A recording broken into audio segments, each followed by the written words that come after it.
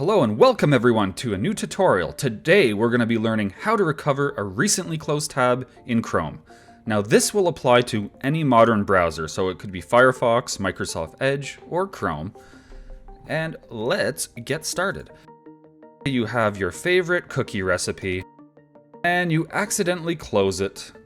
Oh my god, I lost my browser tab, whatever. So instead of going to your history, you actually have a shortcut on your keyboard that can bring back that tab. So what you're gonna do is you're gonna hit Control, Shift, and the letter T as in talk. And there you go, it brings up your tab that you lost, and now you can go make your delicious cookies again. Make sure to like, comment, and subscribe, and stay tuned for the next tutorial.